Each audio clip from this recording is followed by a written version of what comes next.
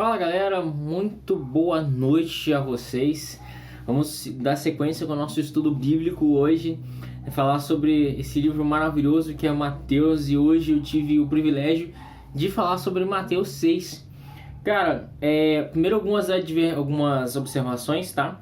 Assim, eu tinha falado para vocês que eu utilizo a minha Bíblia, que é a Shed, para poder fazer os estudos, né? Porém, muitas vezes eu não leio basicamente ela, e eu acabo indo para outra tradução, não porque eu não gosto, enfim, mas porque fica mais fácil do entendimento na hora de poder passar a mensagem para vocês, tá bom? Então, assim, seguindo com o vídeo, hoje a gente vai falar sobre Mateus 6. Mano, Mateus 6, primeiramente, ele tem 34 versículos. Ele tá no meio do sermão das bem-aventuranças que o Gui falou ontem. Então, hoje a gente vai dar sequência com esse sermão da montanha maravilhoso. E, cara, vou ser bem sincero. Se eu pudesse colocar tudo isso numa única palavra, eu colocaria assim: Mateus 6 pode ser algo como conduta cristã. O grande manual nosso de como ser um cristão, manter uma conduta. Então, para você, para mim, que independente do momento da vida que você esteja agora, se você é novo convertido, se você já se converteu, pensa em se converter, entendeu? Cara, isso é sempre bom. É uma leitura maravilhosa. Então, assim, não vou ler tudo, tá bom? Mas, assim, porque acho que para não ficar tão maçante, porque são bastante versículos, né? Mas eu vou estar me atentando, vou fazer algumas divisões. Então, assim, dos 34 versículos, eu separei em 6. Minha Bíblia ela tem pequenos subtítulos, né? Que ajudam a dar um contexto, né? Ela dá aquela separação entre contextos, então ajuda bastante a gente estudar, entender sobre o que estava sendo abordado em cada momento, tá bom? Então, assim, primeiro bloco, Jesus fala sobre a caridade, que está sobre os versículos 1 a 4. Depois ele fala sobre a oração, que está nos versículos 5 até 15. Dentro desse trecho, ele cita o Pai Nosso. O bloco 3 é sobre o jejum, que está nos versículos 16 a 18. Aí vem o 4, que é sobre riquezas no céu, que é do 19 até o 21. Aí temos do 22 e 23, a luz do corpo, a luz do mundo. E por último ele finaliza com Deus e as riquezas, que é do 24 até o 34. Tá bom? Então, assim, primeiramente, vamos lá. O primeiro ponto que eu gostaria de destacar nesse primeiro bloco, que é justamente a caridade, até mesmo pegar aqui minha anotaçãozinha aqui, ó.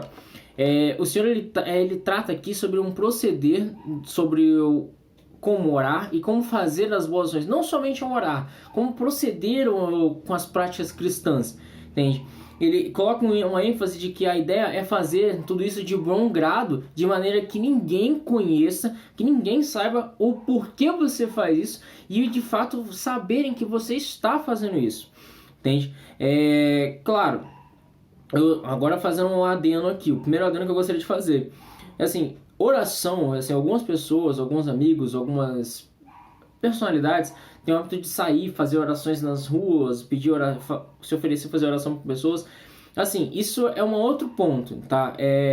Eu não recrimino, eu não condeno, assim, mas eu também não incentivo e também não faço. Não tô dizendo que não é certo, a Bíblia também não fala que também não é, entendeu? Mas assim, no meu ponto de vista, com aquilo que comigo e o Espírito Santo nós chegamos num consenso, cara, eu não acredito que seja algo a ser encorajado. Eu acredito, entendeu?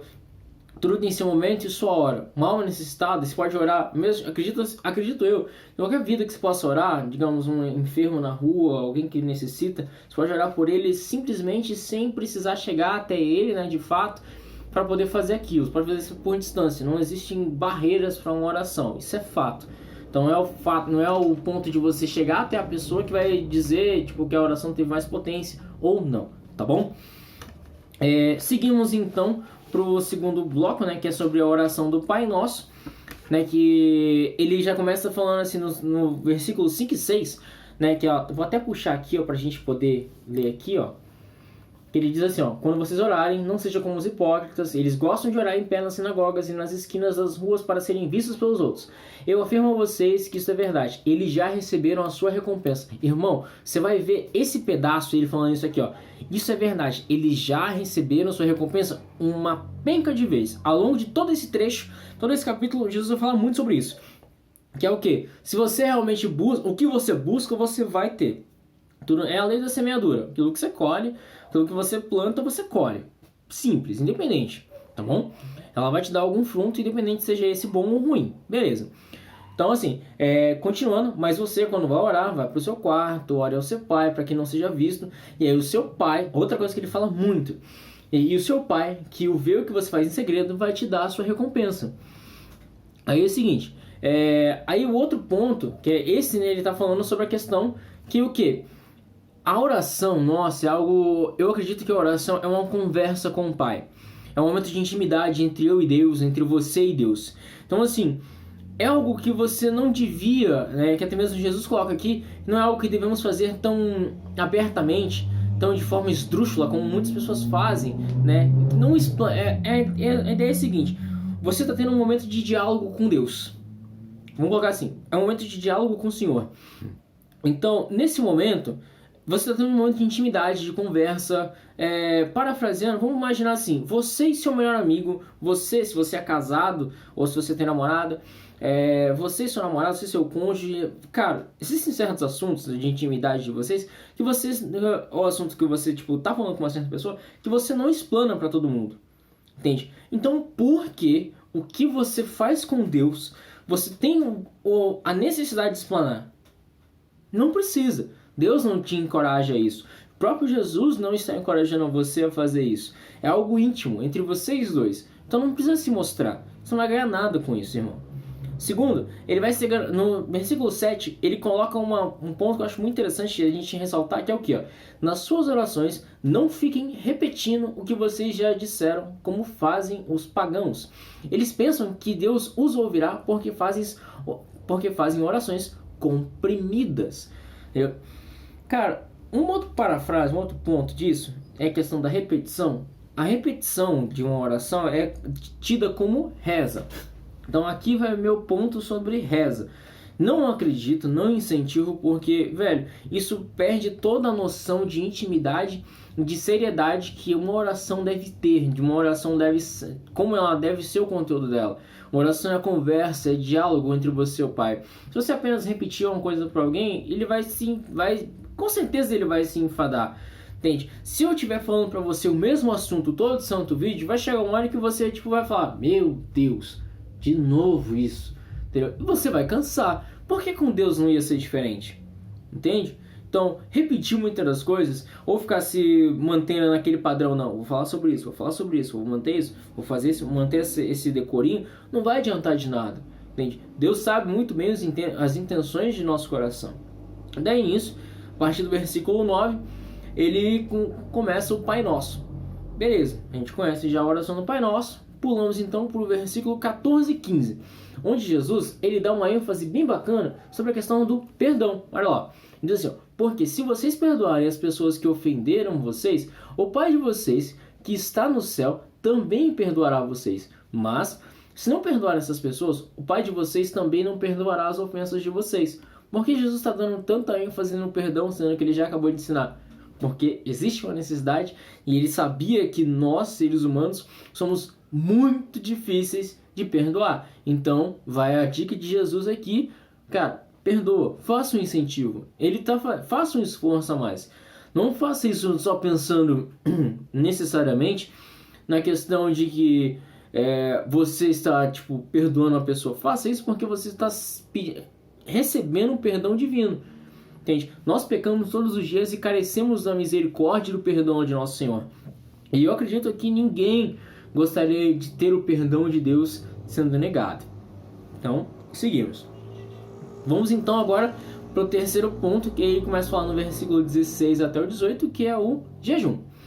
Né? Ele começa falando: quando jejuarem, não façam caras tristes como fazem os hipócritas, pois eles fazem isso para todos saberem que estão jejuando. E assim ele vai seguindo. Ele dá uma ideia de como você deve jejuar, né? Ele vai no 17 falando assim, ó, quando for jejuar, lave o rosto, penteie o cabelo, entendeu? Para que os outros não saibam que você está jejuando. Basicamente, então assim, ó, cara, um ponto que eu acho muito interessante sobre o jejum é o seguinte, ó, eu vou dar uma parafrase muito bacana. Eu tenho o hábito de ir para academia, pelo menos ir até antes de deslocar o joelho.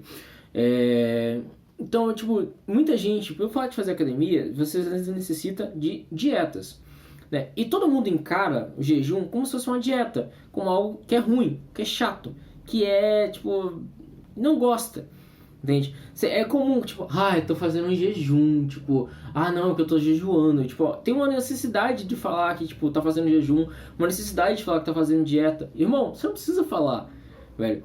Tipo, eu lembro uma vez, ó, que assim, eu era mais novo, a gente fez nosso grupo de jovens, a gente se prontificou de fazer um jejum de Daniel.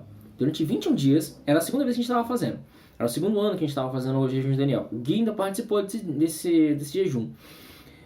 No segundo ano, a gente estava mais maduro, a gente já sabia como conduzir, né? Todo mundo já tinha estudado bem. Eu mesmo tinha estudado muita opção para poder fazer o jejum, né? Para que eu pudesse trocar meus hábitos alimentares, né? Para não quebrar a ênfase do jejum. Só que a ideia do jejum não era simplesmente a alimentação, entende? Só que muitas pessoas levaram aquilo como, é uma dieta. E fica aquela coisa, não, porque eu perdi tanto peso, não sei o que. É porque é mó ruim ficar trocando uma alimentação, não sei o que. Irmão, independente, porque assim, jejum não é feito só apenas de alimentos. Existe uma vasta noção de que você pode utilizar para fazer jejum. Jejum é sacrifício.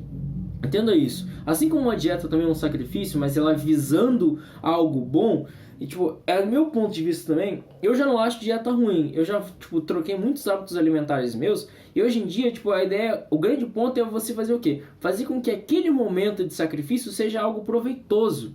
Entende? E isso eu falo em geral, seja jejum, seja dieta, se você vai fazer ou faz. Cara, a ideia é você fazer daquele momento um momento gostoso.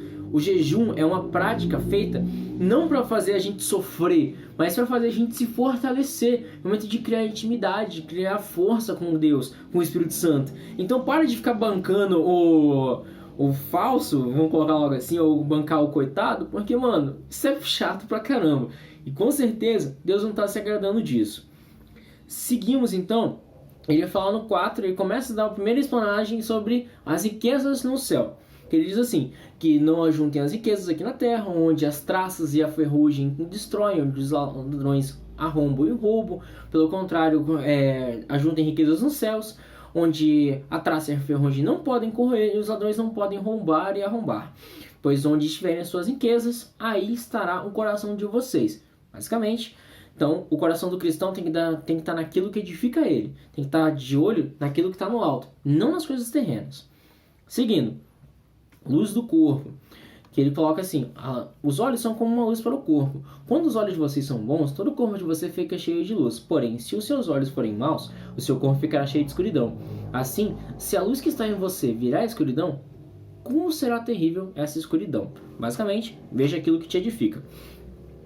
E por último, ele volta a falar sobre a questão das riquezas, que é a relação de Deus e as riquezas. E ele começa falando assim, um escravo não pode servir a 2 donos ao mesmo tempo, pois há de rejeitar um e preferir o outro, ou será fiel a um e desprezará o outro. Vocês não podem servir a Deus e também servir ao dinheiro. Por isso eu digo a vocês, não se preocupem com a comida, bebida, que precisam se vestir. Eu tinha falado, e assim ele vai continuando até chegar falando sobre o quanto ele tem nos suportado e dado. Eu até mesmo tinha falado num vídeo nisso, acho que foi no começo da semana ainda até mesmo. Então assim, irmãos, basicamente o que o Senhor está falando sobre nós? Tirando esse ponto que eu já tinha falado para vocês, do quanto o Senhor tem nos suportado, vamos dar um foco maior aqui sobre o 24 e sobre o versículo 24, que ele fala sobre a questão, 25 também, que ele fala sobre um ponto de você não pode servir a Deus e nem ao dinheiro. Cara, entenda o seguinte, você precisa entender que uma vez que você aceitou a Cristo como seu Senhor e Salvador, você decidiu fazer uma renúncia do seu velho homem, da sua velha mulher, de hábitos e práticas que você sabe muito bem que você entendeu e não te edificam. Ou que em algum momento que vocês começam a se aprofundar na obra, você vai ver que esses hábitos não estão te edificando mais. Que eles, na verdade, eles são um ponto de separação entre você e Deus. Então, Deus te faz um convite. Você vai chegar um momento onde você não pode servir a dois senhores. Ele está colocando aqui entre Deus e o dinheiro, mas a gente pode focar entre outras coisas. Você não pode servir entre a Deus e o seu carro, entre a Deus e a sua família, entre Deus e o seu trabalho, entre Deus e sua dieta, entre Deus e seu bem-estar físico, emocional, enfim. Você não pode servir a você mesmo, você tem que servir a Deus. Se você fez essa escolha, tem que honrá-lo, porque Ele se sujeitou a nós, e Ele aceita e Ele faz todo o maravilhoso trabalho de todo dia derramar a misericórdia, a bênção e o amor dele sobre nossas vidas. Então o mínimo que devemos fazer é realmente de fato servir a Ele com todo o nosso coração, todo o nosso entendimento. E juntamente com isso, nós voltamos com todos os pontos que nós falamos anteriormente, que são essas práticas que o Senhor colocou para nós. Ele só não falou aqui da questão de leitura da palavra. Afinal de contas, a leitura da palavra naquele momento, naquela época, era algo muito difícil. Apenas os reis tinham contato com as leis, né, com a palavra de Deus. Entende? Agora, para nós, hoje que já é algo mais defasado, eu volto a dizer algo que está situado, se não estou errado, em Provérbios, que Salomão fala aqui: consulta-te na lei do Senhor de dia e de noite, e não deixe que ela te aparte. É algo assim. Eu posso ter errado, mas é por aí. Entendeu? Mas se apegue à Bíblia, se apegue à palavra, se apegue ao conhecimento que Deus tem a nos dar. Entende? Cara, isso aqui, em capítulo 6, é um pouco mais longo. São mais de 15 minutos que a gente está falando sobre isso, para tentar resumir para vocês, mas é algo assim que pode transcender muito mais tempo. Entende? Mas isso aqui são lições que ele conseguiu compilar em 34 versículos que podem ditar toda a nossa vida. Entende? Em que se eu e você tivermos a maturidade e o cuidado e o carinho de fato levar isso à risca, eu tenho certeza que nossos dias nessa terra serão muito mais proveitosos e muito mais abundantes. Amém? Espero que isso tenha feito sentido para você. Peço também que você esteja nos ajudando a compartilhar essa palavra, esse momento de estudo também. Bom, se você foi edificado, se você quer edificar outras vidas, compartilhe também esse vídeo. Que Deus abençoe você, que você tenha um ótimo dia, uma ótima noite, independente do horário que você esteja vendo esse vídeo. E jamais se esqueça, Deus no controle de tudo sempre. Até a próxima, gente.